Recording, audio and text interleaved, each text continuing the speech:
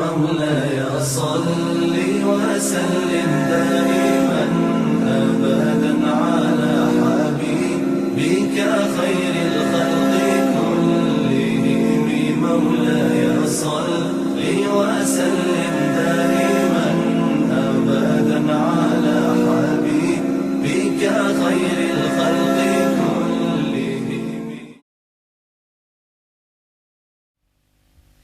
لا إله إلا الله.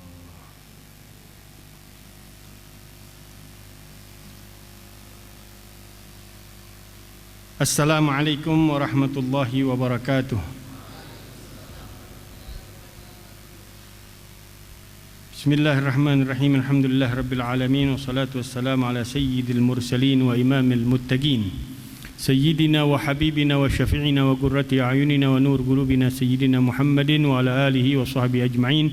Qala Syekhul Muallif rahimahullahu ta'ala wa adama an-naf'a bih wa bi barakati ulumih wa bikum fid darain amin. Radhiyallahu ankum. Nawaitu ta'alluma wa ta'lim wa tadhakkur wa tadhkir wal ifadata wal istifada wal nafa wal intifa' wal hath ala tamassuk bi kitabillah wa sunnati rasulih wa dilalata ila al huda wa du'a ala al khair ibtigha'a mardatillahi wa qurbi wa thawabi min Allah subhanahu wa ta'ala. Subhanaka la ilma lana illa ma 'allamtana innaka antal alimul hakim. Rabbi shrah li sadri wa yassir li amri wahlul 'uqdatam min lisani yafqahu qawli. Allahumma nas'aluka fahman nabiyyin wa hifdzal mursalin wa ilhamal malaikatil muqarrabin.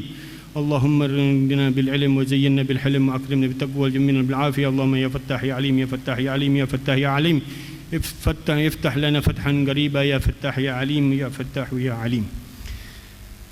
Qala radhiyallahu ankum faslun furudul ghusli ithnan an-niyatu wa ta'mimul badani bil ma'. Hadirin hadirat rahimakumullah, yang kita hormati semua dewan guru, perwakilan dewan syura kita Al-Habib Nabil bin Fuad bin Abdurrahman bin Ali Musawa, para habaib yang lain, Habib Muhammad Al-Idrus, Habib Hasan Al-Hamid, dan para asatidah, para alim ulama, para tokoh masyarakat. Hadirin hadirat, yang tua, yang muda, yang anak-anak, yang kecil, bahkan yang kita hadirkan di dalam hati kita semuanya, dari keluarga kita, sanak famili kita, kerabat kita, tetangga kita, umatnya Nabi besar Muhammad sallallahu alaihi wasallam, dimanapun berada, semua yang menonton streaming TV Nabawi dan streaming daripada website Majlis Rasulullah sallallahu alaihi wasallam, kita minta sama Allah subhanahu wa ta'ala agar Allah subhanahu wa ta'ala senantiasa memberikan limpahan rahmah, limpahan barakah, limpahan maghfirah, limpahan daripada kasih sayang Allah subhanahu wa ta'ala dan kasih sayang dari Rasulullah sallallahu alaihi wasallam. Amin amin ya rabbal alamin. Dalam pengajian kita di dalam kitab Safinatun Najah, masuk kemarin ke dalam pembahasan daripada mandi wajib. Ini termasuk daripada ma'ruf yang jangan sampai kita sepelekan, jangan sampai kita remehkan. Karena hal yang berkaitan dengan ibadah, apalagi yang wajib, apalagi yang fardu, yang wajib yang dari Allah Subhanahu wa taala, itu sebagai patokan daripada amal ibadah yang lain, terutama di dalam masalah al-ghusl, mandi hadas besar, karena berkaitannya dengan semua ibadah, ibadah solat, ibadah puasa, ibadah yang lain berkaitannya dengan mandi. Kalau kita enggak sah di dalam mandinya, maka ibadah-ibadah yang lainnya gugur, batal, tidak disahkan oleh para ulama. Maka hati-hati sekali kita di dalam mandi hadas besar. Maka para ulama kita membagi daripada mandi kemarin yang sudah kita sebutkan, mandi wajib, mandi sunnah, mandi yang haram, mandi yang makruh, mandi yang mubah. Semuanya mandi. Tapi subhanallah, mempunyai bekas pengaruh beda-beda. Yang wajib, yang sunnah beda pengaruhnya. Yang kita ambil sedikit kemarin, bagaimana mandi yang wajib, air yang keluar saja dari badan kita jadi musta'mal. Beda dengan mandi yang sunnah atau basuhan-basuhan yang sunnah. Air yang keluar dari badaniyah kita nggak jadi musta'mal. Itu pengaruh daripada hadas yang ada di badan kita berpengaruh ke dalam airnya. Bagaimana dengan diri seorang yang mandinya? Ketika dia benar-benar melakukan mandinya dengan benar, dengan aturan yang dibawa oleh Rasulullah sallallahu alaihi wasallam, pasti memberikan dampak yang sangat besar. Kalau wudu kita saja memberikan cahaya ke dalam anggota tubuh kita, begitu juga hal-hal yang wajib yang Allah Subhanahu wa taala perintahkan dari mandi hadas besar. Dikatakan furudul ghusli itsnan. Kemarin saya nyangkut sedikit di dalam masalah wiladah, mandi daripada melahirkan. Saya katakan mandi di dalam melahirkan, kalau keluar bayinya dalam keadaan rotbah, basah, baik itu dengan pecahnya ketuban dan diikuti dengan darah, maka wajib mandinya.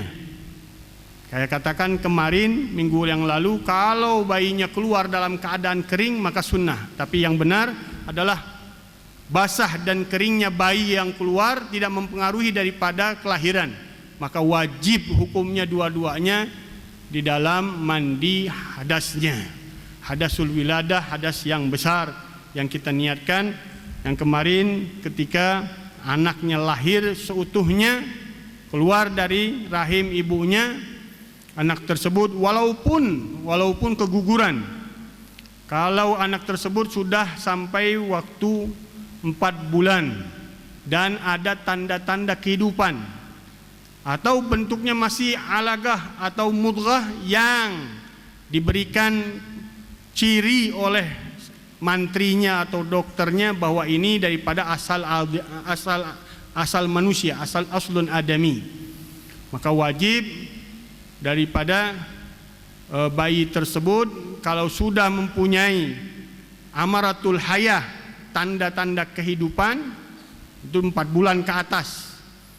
Kalau 9 bulan udah muttafaq, walaupun nggak ada tanda kehidupan. Kalau kegugurannya di umur 9 bulan, maka bayi itu wajib dimandiin. Tapi kalau di umur 4 bulan dan ada tanda-tanda ciri-ciri kehidupan, maka sama hukumnya, wajib dimandikan, asal bayi tersebut dikatakan oleh mantrinya atau dokternya aslun adabi. Karena kadang-kadang keluar darah doang, gumpalan darah yang bukan daripada bayi manusia, tapi hanya gumpalan penyakit. Waliyadzubillah, kalau bentuk sekarang mungkin tumor dikatakan. Gumpalan daging atau gumpalan darah yang keluar. Itu tidak dinamakan, tidak diwajibkan mandi hadas besar. Jadi mandi dalam kelahiran, ketika keluar anak bayi berupa alagah atau mudghah yang ada tanda-tanda kehidupan setelah 4 bulan ke atas. Kalau di bawah 4 bulan enggak wajib mandi. Bahkan ulama kita enggak wajib dikuburin kalau masih gumpalan darah aja, masih sebulan, masih 2 bulan, hanya gumpalan darah, enggak wajib dikuburin. Yang kita bahas sekarang adalah mandinya. Furudul ghusli itsnan, kewajiban mandi atau rukun mandi. Bedanya rukun dengan syarat nanti akan kita bahas. Kalau rukun itu kewajiban yang berada di tengah-tengah pekerjaannya, beda dengan syarat. Kalau syarat adalah kewajiban yang berada di awal sebelum melakukan daripada kerjaan amalia ibadah tersebut, kemudian di saat melakukannya, kemudian di akhirnya, itu harus bersambung terus, itu namanya syarat. Tapi kalau rukun hanya di tengah-tengah pekerjaannya. Furudul ghusli, kewajiban mandi. Mandi kemarin dikatakan sayala ta'mimul badani bil ma', lughatan as-sayalan, hanya mengalirkan air, itu namanya mandi atau basuh. Tapi yang dimaksud di dalam mandi hadas besar adalah ta'mimul badan bil ma', meratakan badan kita dengan air. Rukunnya ada 2. Yang pertama niat. Niatnya bukan niat wudu, tapi niat raf'ul hadas boleh, raf'il hadatsil akbar boleh, raf'il janabah boleh, fardhu taharah boleh, fardhil ghusl boleh. Kecuali orang yang punya penyakit salis atau beser mani. Dia enggak dinamakan mandi tapi istibahah, hal yang membolehkannya. Fardul ghusl atau raf'il janabah, istibahati fardul ghusli, istibahati raf'il hadatsil akbar, istibahati fardhu taharah boleh. Niatnya bukan lagi mengangkat dia, tapi hal yang membolehkannya sholat atau melakukan fardu mandi, kewajiban bersuci. Kalau dia orang yang beser mani atau punya penyakit selalu keluar hadas besar. Bagi orang tersebut niatnya bukan niat yang tadi raf'ul hadas, mengangkat hadas. Bib nggak pakai besar, atau ulama boleh. Kita nggak pakai ciri perincikan, nggak pakai rincian ulama yang mana. Pokoknya ulama Syafi'i mengatakan kalau dia mengatakan raf'il hadas saja sudah cukup. Kalau lupa, sebagian mengatakan itu kalau lupa. Kalau yang mu'tamad harus disebutkan akbarnya. Tapi yang benar, yang zahir, yang adhar, hanya hadas saja kita sudah cukup. Nawaitu raf'al hadas. Aku meniat ngangkat hadas. Itu masuk di dalamnya besar dan kecil. Tapi lebih afdalnya kita tentukan raf'il hadatsil akbar. Aku niat mengangkat hadas besar. Atau kita ganti dengan raf'il janabah. Nawaitu raf'al janabah lillahi ta'ala. Aku niat mengangkat janabah karena Allah Subhanahu wa ta'ala. Atau aku niat fardul ghusl. Aku niat kewajiban mandi. Kalau hanya bilang nawaitul ghusla enggak boleh. Nawaitut taharah tidak boleh. Harus ditekankan ada fardul ghusl atau fardut taharah lil ghusl. Aku meniat mandi wajib atau mandi bersuci untuk niat kewajiban bersuci untuk mandi. Itu kalau kita di dalam keadaan sehat walafiat. Tapi dalam keadaan tadi penyakitan, keluar penyakit yang dinamakan salisul mani, terus menerus keluar mani, maka niatnya bukan lagi mengangkat karena hadasnya nggak terangkat. Tapi dimaafkan oleh ulama dengan cara apa? Kita berniat istibahah, minta sama Allah Subhanahu wa ta'ala untuk membolehkan kita untuk mengangkat hadas. Kita minta sama Allah Subhanahu wa ta'ala untuk memaafkan kita karena kita nggak bisa terangkat hadasnya, karena kita terus-terusan keluar daripada penyakit yang dinamakan salisul mani. Maka niatnya nawaitu istibahata fardhil ghusri. Aku niat hal yang membolehkanku mandi wajib. Bukan yang di atas. Kalau yang di atas mengangkat hadas. Kalau ini hanya membolehkanku mandi wajib. Al-awwal an-niyah wa ta'mimul badan bil ma. Di dalam bahasa badan itu selain kepala. Selain kepala itu namanya badan. Tapi yang dimaksud di sini adalah kullu jasad waras, badan dan kepala. Badan dan kepala yang dimaksud adalah seluruh apa yang ada di bagian badan kita, di seluruh dari ujung rambut sampai ujung kuku, dan semua pecahan-pecahan kaki yang masih bisa sampai ke dalamnya air.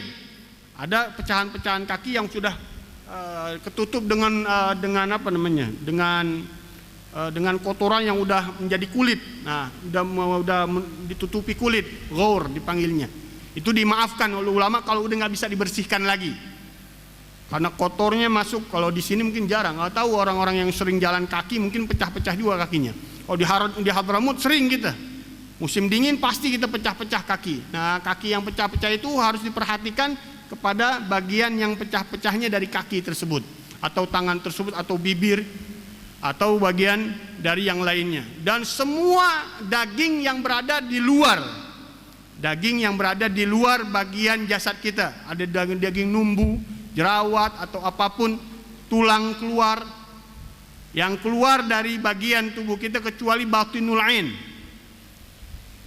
ke dalam mata ini, bola mata. Wa asy'arul unuf, rambut yang ada di dalam hidung itu enggak wajib, sunnah untuk membasuhnya. Kemudian yang harus kita perhatikan juga cara mandinya. Banyak sekali sunnahnya, di sini enggak disebutkan. Tapi mudah-mudahan saya bisa ambil ringkasannya. Ada 3 caranya nih. Yang pertama, kalau kita langsung mandi. Kalau langsung mandi, boleh kita niatnya di awal basuhan, yang afdolnya dari kepala. Kalau kita langsung mandi. Tapi kadang-kadang orang ada yang malas juga keluar, karena syaratnya nggak ada mualah dah, nggak ada namanya berkesinambungan atau tidak terputus kerjaannya, tidak terputus, langsung dikerjakan. Nggak ada syarat daripada rukun mandi namanya mualah, berkesinambungan. Boleh terputus. Maksudnya gimana? Ketika kita keluar mani, kita mau tidur lagi, kita mau entar-entaran, kata ulama boleh, kalau dia wudu atau istinja paling tidak, membersihkan kemaluannya atau berwudu. Kalau tidak, makruh dia meninggalkan, menelantarkan mandi wajibnya tanpa ada wudu, tanpa ada istinja. Nah, di sini kata ulama ada 2 poin. Kalau kita istinja dulu, nggak mandi ini, kalau kita istinja dulu, afdalnya kita niat mengangkat hadas besarnya ketika istinja. Ketika istinja kita niat mengangkat hadas besar. Ini yang pertama nih. Nanti ada yang lebih rinci lagi. Kenapa kata ulama? Takutnya ketika kita tidur, kita bangun, mandi kelagapan, lupa tuh niat. Niat mandi lupa, main mandi aja. Kata ulama, ini hukum yang niat yang diistinja menjadikan keseluruhan daripada niat yang lupa tadi masuk ke dalam niat yang pertama tadi. Menjaga daripada hukum mandinya sahnya dengan niat yang ada ketika istinja. Paham? Jadi kalau kita lupa mandi, tapi kita ingat, oh tadi waktu istinja ana udah ngangkat hadas besar ketika istinja. Aman kita wudunya, aman kita mandinya. Niat mandinya udah masuk di pada ketika kita istinja. Yang kedua mandinya dengan niat mengangkat hadas besar, tapi mengkhususkan hanya bagian kemaluan, 2 kemaluan saja. Yaitu kemaluan depan dan kemaluan belakang. Karena bagian yang paling sulit di dalam mandi adalah bagian kemaluan. Bagian kemaluan itu bagian yang agak sulit. Kenapa? Kalau kita nyentuh lagi, kalau tadi kita hanya niat ketika istinja, boleh kita kalau lupa, tapi kalau kita nyentuh kemaluan kita ketika mandi, batal kita punya wudu. Atas pendapat yang mengatakan orang yang mandi hadas besar nggak usah wudu lagi, karena wudunya sudah masuk di dalam mandi hadas besarnya hukumnya. Itu pendapat kita Imam Nawawi, bahwa hadas yang kecil masuk hitungannya ke dalam hadas yang besar, sehingga ketika dia mandi tanpa menyentuh kemaluannya, tanpa menyentuh lagi kemaluannya ketika mandi, maka dia dihukumkan punya wudu. Dihukumkan dia punya wudu. Walaupun sunnahnya dia wudu dulu sebelum dia mandi. Sunnahnya dia wudu untuk mandi hadas besar.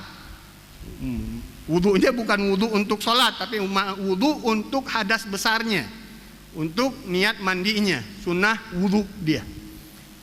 Tapi dihukumkan oleh ulama kita, Imam Nawawi, bahwa hadas kecil masuk ke dalam hadas besar.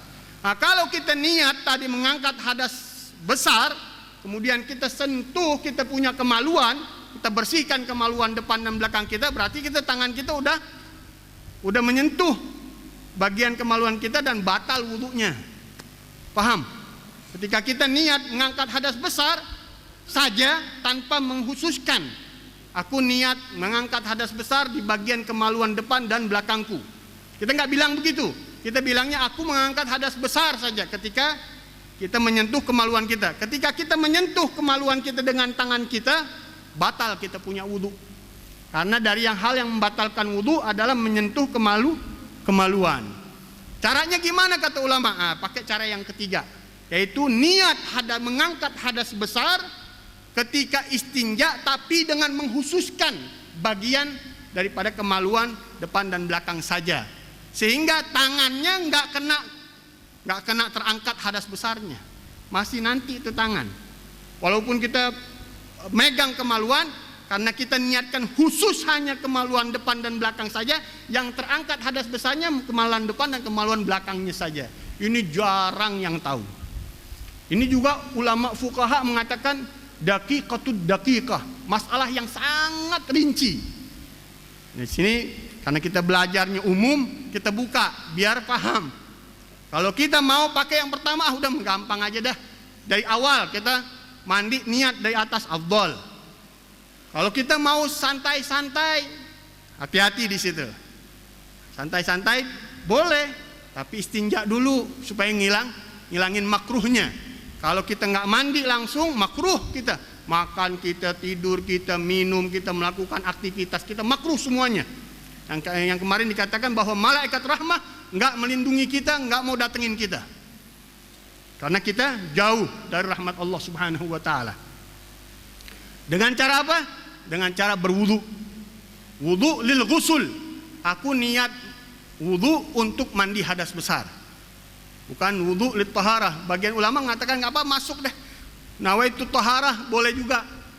Nawaitul wudu lillah ta'ala, tapi yang afdalnya nawaitul wudu lil ghusul. Yang sunnahnya adalah niat wudu untuk mandi hadas besar. Karena ketika mandi hadas besar disunnahkan wudu. Tapi yang tadi bahwa hadas kecil masuk di dalam hitungan hadas besar. Ketika orang mandi hadas besar, maka dia punya poin, yaitu ada wudunya di dalam dirinya. Kemudian kalau dia mau santai, dia niatin tadi, diniatin ketika membasuh daripada kemaluannya. Tapi juga itu masih rentan. Rentannya apa? Rentannya hadasnya, kalau dia megang kemaluannya, datang tuh hadas yang kecilnya lagi, batal punya wudunya yang ada tadi. Maka yang paling aman, dia khususkan mandinya.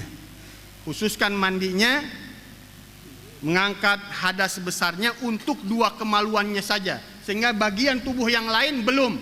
Ketika nanti mau mandi lagi, nanti setelah bangun tidur, setelah santainya selesai, kita mau mandi benar-benar, niatin lagi dari awal, boleh dari kepala kita atau dari bagian yang pertama kali kena daripada bagian tubuh kita yang terkena air, untuk kita niatkan lagi niat mengangkat hadas besar. Dan amannya, kalaupun kita lupa, sudah termasuk tuh di dalam juzuk min kul. Dia badal seperti badal di ilmu nahu, badal ba'at min kul. Niatnya untuk sebagian tapi masuk keseluruhan. Kalau kita lupa, ini bagian yang harus kita perhatikan di dalam mandi. Mudah-mudahan Allah berikan taufik kita untuk menjaganya. Jangan sampai kita meremehkan bagian yang kecil tapi bahayanya besar. Karena semua ibadah tergantung dari mandi kita, tergantung daripada bersucinya kita daripada Allah Subhanahu wa Ta'ala. Mudah-mudahan Allah Subhanahu wa Ta'ala menerima semua amal ibadah kita dan dijaga kita dari segala macam hadas-hadas yang kelihatan aja harus disucikan, harus dibersihkan. Mudah-mudahan Allah angkat semua hadas dalam tubuh kita yang batin, dan Allah sempurnakan untuk menggapai daripada ridha Allah Subhanahu wa Ta'ala. Amin ya rabbal alamin. Hadani Allah wa iyyakum ajma'in. Assalamualaikum warahmatullahi wabarakatuh.